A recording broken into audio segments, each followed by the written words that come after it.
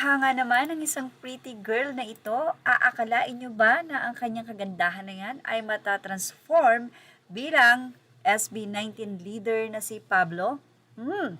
Well, ibinahagi nga ni Hannah Faith Frago sa kanyang Facebook kung paano niya itinransform ang sarili niya bilang si Pinunong Pablo. Grabe, ang galing niya talaga at sobrang kahawig na kahawig niya talaga itong si Pablo.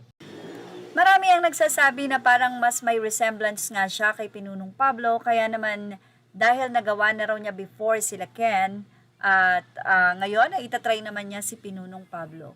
So, ang galing dahil from makeup, mga pencil, at kung ano-ano ang kanyang inilagay sa kanyang face, magugulat kayo dahil sa kanyang looks na yan, magagaya niya talaga ang looks at napakapoging si Pinunong Pablo.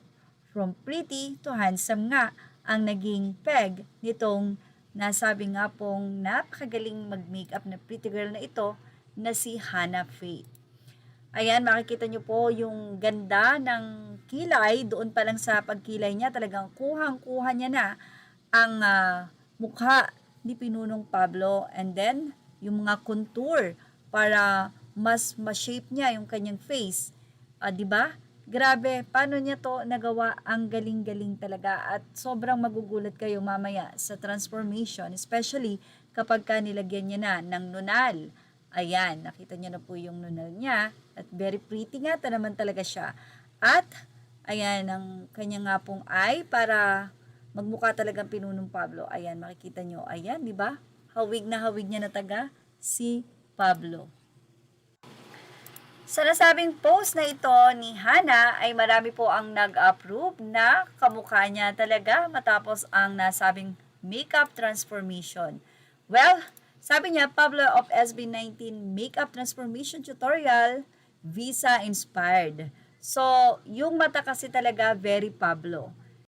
Napasabi na lang na ang galing. Grabe, magpapapick ako sa'yo in disguise as Pablo. OMG, ang galing as Pacben Bias. OMG, maluha-luha ako, wap, ang husay. Grabe, husay mo, Caps. Paano mo gagayahin looks ni Stel?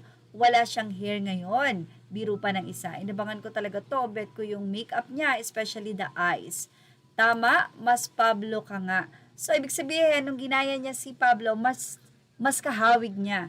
Kung pupunta ka po sa concert nila, sana po naka-cosplay din. Ikaw yata ang kambal ng mahal ko. Approve na ang Visa Caps. So, auto-follow agad yan.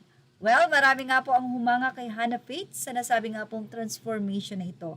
At hilingan ng marami na sana nga daw ay gawin niya pag nagpunta siya doon sa nasabi nga pong concert ng SB19 ay baka po ang daming magpa-picture kay Hannah Faith pag nagpunta siya as leader Pablo looks. Well, ano masisihin nyo kay Hannah? Ilagay na ang inyong opinion sa ating comment section. Images or all credit to the rightful owners. Thank you for watching. Showbiz Now.